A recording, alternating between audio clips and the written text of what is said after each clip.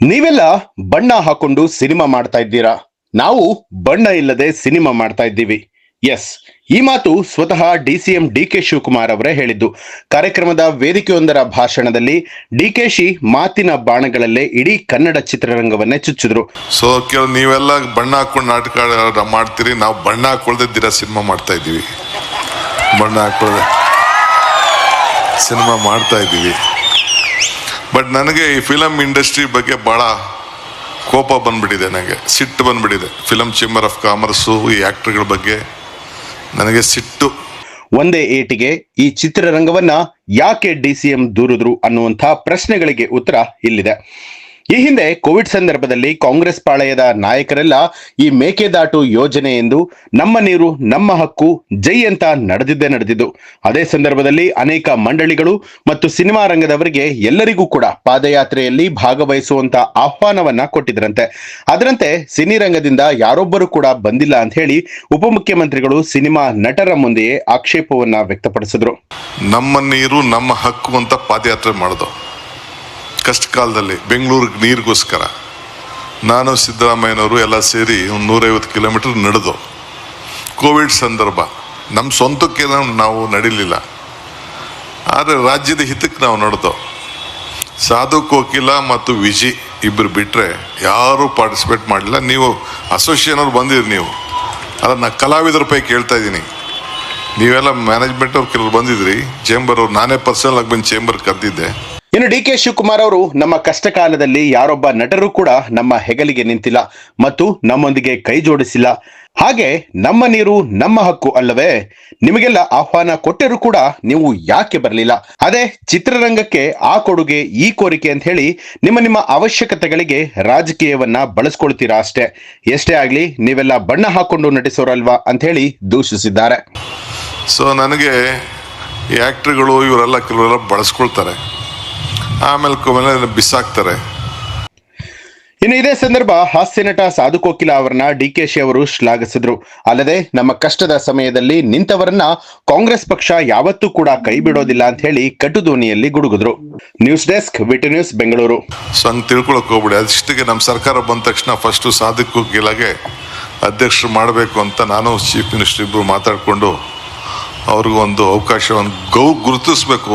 ನಮ್ಮ ಕಷ್ಟ ಕಾಲದಲ್ಲಿ ಯಾರು ನಿಂತ್ಕೊಂಡಿರ್ತಾರೆ ಅವ್ರು ನಾವು ಸಹಾಯ ಮಾಡಬೇಕು ಅಂತೇಳಿ ಇವತ್ತು ಅವ್ರಿಗೆ ನಾವು ಅಧ್ಯಕ್ಷರಾಗಿ ನಾವು ಮಾಡಿದ್ದೇವೆ. ಇದು ತಲೆಲಿರಲಿ. ನಾವಿದನ್ನು ಗಮನಿಸೋದಿಲ್ಲ ಅಂತ ಯಾರೂ ತಿಳ್ಕೊಳಕ್ಕೆ ಹೋಗ್ಬೇಡಿ. ನಮಗೆ ಪ್ರತಿ ನಾಡಿ ಮಿಡ್ತ ಮೂಮೆಂಟು, ಯಾರ ಮೂಮೆಂಟ್ ಏನು, ಯಾರ ರಂಗ ಏನು ಎಲ್ಲ ಕೂಡ ನಮಗೆ ಅರಿವಿದೆ. ಸೊ ಜಸ್ಟ್ ನಾನು ಹಿತೈಷಿಯಾಗೂ ಹೇಳ್ತಾ ಇದ್ದೀನಿ, ನಾನು ಕೂಡ ಈ ಒಂದು ಫಿಲಮ್ ಫೀಲ್ಡ್ ಒಬ್ಬ ಎಕ್ಸಿಬಿಟರ್, ನಾನು one of the big exhibitor. ನಾನು ಕೂಡ ಇದನ್ನು ನಾನು ಹೇಳ್ತಾ ಇದ್ದೀನಿ. ಗೌರ್ಮೆಂಟು ನೀವು ಏನು ಇವತ್ತು ಕಾರ್ಯಕ್ರಮ ಪಾಪ ಒಂದು 10 ಜನ ಮಾತ್ರ ನೀವು ಪ್ರಾಮಿನೆಂಟ್ ಅವ್ರು ಕಾಣ್ತಾ ಇದ್ದೀರಿ. ಇದೇನು ಸಿದ್ದರಾಮಯ್ಯವ್ರ ಮನೆ ಪ್ರೋಗ್ರಾಮ್ ಅಲ್ಲ, ಡಿ ಕೆ ಶಿವಕುಮಾರ್ ಮನೆ ಪ್ರೋಗ್ರಾಮ್ ಅಲ್ಲ, ಇಲ್ಲ ಅಂದರೆ ಕಿಶೋರ್ದಲ್ಲ, ಸಾಧು ಕೋಕಿಲನ ಪ್ರೋಗ್ರಾಮ್ ಅಲ್ಲ. ಇದು ಇಂಡಸ್ಟ್ರಿ ಪ್ರೋಗ್ರಾಮ್. ಇದು ಈ ಇಂಡಸ್ಟ್ರಿ ಪ್ರೋಗ್ರಾಮ್ಗೆ ಆಕ್ಟರ್ಗಳು, ಪ್ರೊಡ್ಯೂಸರು, ಡೈರೆಕ್ಟರ್ಗಳು, ಕಲಾವಿದರು ಬರಲಿಲ್ಲ ಅಂತಂದ್ರೆ ಯಾರು ಬರ್ತಾರೆ? ನಾವು ಬೇಕಾದ್ರೆ ಜನ ಸೇರ್ಸೋದೇನು, it is not a big thing. ಇದು ಎಲ್ಲರಿಗೂ, ಈಗ ಶಿವರಾಜ್ ಕುಮಾರ್ ಹೇಳಿದ್ರು ಇದು ನಮ್ಮನೆ ಹಬ್ಬ ಅಂತ ಹೇಳಿದ್ರು. ಆ ಭಾವನೆ ಪ್ರತಿಯೊಬ್ಬ ಕಲಾವಿದರಿಗೆ, ಪ್ರತಿಯೊಬ್ಬ ಎಕ್ಸಿಬಿಟರ್ಗೆ, ಪ್ರತಿಯೊಬ್ಬ ಪ್ರೊಡ್ಯೂಸರ್ಗೆ, ಡೈರೆಕ್ಟರ್ಗೆ, ಆ್ಯಕ್ಟ್ರಿಗೆ ಬರಲಿಲ್ಲ ಅಂತಂದರೆ ಏನಕ್ಕೆ ಫಿಲಮ್ ಫೆಸ್ಟಿವಲ್ ಮಾಡಬೇಕು? ಇವತ್ತು ಇಂಟರ್ನ್ಯಾಷನಲ್ ಫಿಲಮ್ ಫೆಸ್ಟಿವಲ್ ಇವತ್ತು ಏನು, ನೆನ್ನೆ ತಾನೇ ನಾನು 2 ರೌಂಡ್ ಮೀಟಿಂಗ್ ಆಯಿತು. ನೆನ್ನೆ ತಾನೇ ಇಫಾನ ಇಲ್ಲಿ ಮಾಡಬೇಕು, ಇಂಟರ್ನ್ಯಾಷನಲ್ ಫಿಲಮ್ ಅವಾರ್ಡ್ ಫಂಕ್ಷನ್ನ ಇಲ್ಲಿ ಮಾಡಬೇಕು ಅಂತೇಳಿ, ಸೌತ್ ಇಂಡಿಯಲ್ಲಿ ಮಾಡಬೇಕು ಅಂತೇಳಿ ದೊಡ್ಡ ಚರ್ಚೆ ನಡೀತಾ ಇದೆ. ಎಂಟೈರ್ ಟೀಮ್ ಬಂದಿತ್ತು ನನ್ನ ಹತ್ರ. ನಾನು ಇನ್ನೊಂದು ರೌಂಡ್ ಮೀಟಿಂಗ್ ಆದಮೇಲೆ ನಮ್ಮ ಚೀಫ್ ಮಿನಿಸ್ಟರ್ಗೆ ಅದ್ರ ಬಗ್ಗೆ ಪ್ರೆಸೆಂಟ್ ಮಾಡ್ತೀನಿ. ಬೆಂಗಳೂರಲ್ಲಿ ಮಾಡಬೇಕು. ಲಾಸ್ಟ್ ಇಯರು ಅಬುದಾಬಿಲಿ ನಡೆದಿತ್ತು, ಈ ಸತಿ ಎಲ್ಲ ಇಲ್ಲಿ ಬೆಂಗಳೂರಲ್ಲಿ ಮಾಡಬೇಕು ಅಂತ ಅವರೆಲ್ಲ. ಯಾಕೆಂದರೆ ಇವತ್ತು ನಮ್ಮ ಕನ್ನಡ ಇಂಡಸ್ಟ್ರಿ, ನೀವೆಲ್ಲ ಕೆಲವು ಕಲಾವಿದರೆಲ್ಲ ಒಳ್ಳೆ ಬಾಂಬೆಗಿನ್ನ, ಬಾಲಿವುಡ್ಗಿನ್ನ ಸ್ವಲ್ಪ ದೊಡ್ಡದಾಗೆ ತೆಗೆದುಕೊಂಡು ಹೋಗಿದ್ದೀರಿ. ಇದಕ್ಕೆ ನಿಮ್ಮದೆಲ್ಲ ಶ್ರಮ ಇದೆ, ಎಲ್ಲ ಕೂಡ ಇದಕ್ಕೆ ನಾವು ಅಭಿನಂದಿಸಬೇಕು. ಇಡೀ Bharat, India, Bollywood, Hollywood both are looking at Karnataka. ಇದು ನಿಮ್ಮೆಲ್ಲರ ಶ್ರಮದಿಂದ, ನಿಮ್ಮ ಕಷ್ಟದಿಂದ. ನಿಮ್ಗೆ ಯಾರು ಫೈನಾನ್ಸ್ ಕೊಡೋದಿಲ್ಲ ಅನ್ನೋದು ಗೊತ್ತಿದೆ ನನಗೆ. ನಿಮ್ಮ ಫೈನಾನ್ಸು ಚಕ್ರ ಬಡ್ಡಿ 3%, 36%, ಎಲ್ಲ ಬೇಕಾದಷ್ಟು ಕಷ್ಟ ಇದೆ ಅನ್ನೋದು ಕೂಡ ನನಗೆ ಅರಿವಿದೆ. ಏನು ನಮಗೇನು ಗೊತ್ತಿಲ್ಲ ಅಂತ ತಿಳ್ಕೊಳಕ್ ಹೋಗ್ಬೇಡಿ. ಸೊ ಆದರೂ ಕೂಡ ಗೌರ್ಮೆಂಟು, ಇದು ನಾವಲ್ಲ, ಗೌರ್ಮೆಂಟ್ ಆಚಾರ ವಿಚಾರನ ಪ್ರಚಾರ ಮಾಡೋದು ಕೂಡ ನಿಮ್ಮ ಧರ್ಮ. ನಿಮ್ಮ ಕಲೆ ಮುಖಾಂತರ, ನಿಮ್ಮ ಸಿನಿಮಾದ ಮುಖಾಂತರ, ನಿಮ್ಮ ಥಿಯೇಟ್ರ್ಗಳ ಮುಖಾಂತರ ಸಮಾಜ. ಈಗ ನಾವು 5 ಗ್ಯಾರಂಟಿ ತಂದೋ, ಏನಕ್ಕೆ ತಂದೋ 5 ಗ್ಯಾರಂಟಿ? ಏನು ನಮ್ಮನೆ ಊಟಕ್ಕೆ ತಂದ್ವಾ? ಇಲ್ಲ ಒಂದು ಪಾರ್ಟಿಯವ್ರಿಗೋಸ್ಕರ ತಂದ್ವಾ? 56,000 ಕೋಟಿ ಕೊಟ್ಟಿದ್ದೀವಿ. 56,000 ಕೋಟಿ ಬಸ್ಸಲ್ಲಿ ಓಡಾಡೋಕ್ಕಿರ್ಬೋದು, ಕರೆಂಟ್ಗಿರ್ಬೋದು, ಪ್ರತಿಯೊಂದು ಕುಟುಂಬ ಇದಕ್ಕೆ ಶಕ್ತಿ ಸಿಗಲಿ ಅಂತೇಳಿ. ಯಾವುದೇ ಒಂದು ಮನೇಲಿ ಒಂದು ಟಿ ವಿ ಹಾಕ್ದವರು, ಈಗ ಟಿ ವಿಯವರು ಅಧ್ಯಕ್ಷರು, ಈ ಟಿ ವಿಯವರು ಮುಖ್ಯಸ್ಥರು ಬಂದಿದ್ದಾರೆ, ಒಂದು 3-4 ಟಿ ವಿಯವರು ಇಲ್ಲಿ ನೋಡ್ತಾ ಇದ್ದೀನಿ ನಾನು. ಅವ್ರಿಗೂ ಒಂದು ದೊಡ್ಡ ಇಲ್ಲಿ TRPಗೆ ಭಾಳ ನಿಮ್ಮ ಸಿನಿಮಾಗಳು ಭಾಳ ಮುಖ್ಯ, ಕಲೆ ಭಾಳ ಮುಖ್ಯ. 1 ಗಂಟೆಯಲ್ಲಿ ಅಟ್ಲೀಸ್ಟ್ 2 ಗಂಟೆ ಆದರೂ ಕೂಡ ಜನ ಟಿ ವಿ ಮುಂದೆ ಕೂತಿರ್ತಾರೆ. ನೀವೇನು ಪ್ರದರ್ಶನ ಮಾಡ್ತೀರಿ, ನೀವೇನು ತಯಾರು ಮಾಡ್ತೀರಿ, ಥಿಯೇಟ್ರಲ್ಲಿ ನೋಡೋಕ್ಕಾಗಲಿಲ್ಲ, ಟಿ ವಿಲಾರು ನೋಡ್ತಾ ಇದ್ದಾರೆ. ಈಗ ಲಾಸ್ಟ್ 7-8 ಮಂತ್ಸಿಂದ ಎಲ್ಲ ಥಿಯೇಟ್ರ್ಗಳಲ್ಲಿ ಈಗ PVR ಅವರು ಬಾಡಿಗೆನೇ ಕೊಟ್ಟಿಲ್ಲ. ಬಾಡಿಗೆಗೆ ಲಾಸ್ ಆಗ್ತಾ ಇದೆ, ಒಳ್ಳೆ ಸಿನಿಮಾಗಳು ಬರ್ತಾ ಇಲ್ಲ ಅಂತೇಳಿ. ಸೊ ಅದಕ್ಕೆ ಮುಖ್ಯಮಂತ್ರಿಗಳು ಮೈಸೂರಿನಲ್ಲಿ ಒಂದು ದೊಡ್ಡ, ಈಗೇನು 1 ಗಂಟೆ 1-1/4 ಗಂಟೆಗೆ ಮೈಸೂರಿಗೆ ಹೋಗ್ಬೋದು, ಒಳ್ಳೆ ಜಾಗವನ್ನು ಕೂಡ ಮಾಡಿ ಒಂದೊಳ್ಳೆ ಸಿಟಿ ಮಾಡಬೇಕು ಅಂತೇಳಿ ಅಲ್ಲಿ ಈಗಾಗಲೇ ಅವರ ಸಂಕಲ್ಪ ಇದೆ. ಬಹುಶಃ ಈ ಬಜೆಟ್ ಆದಮೇಲೆ ಒಂದು ಪ್ಲ್ಯಾನ್ ಸಬ್ಮಿಟ್ ಆಗಿತ್ತು, ಆ ಪ್ಲ್ಯಾನು ಸರಿ ಇಲ್ಲ ಅಂತೇಳಿ ಅವರೇ ಅದಕ್ಕೆ ರಿಜೆಕ್ಟ್ ಮಾಡಿದ್ದಾರೆ.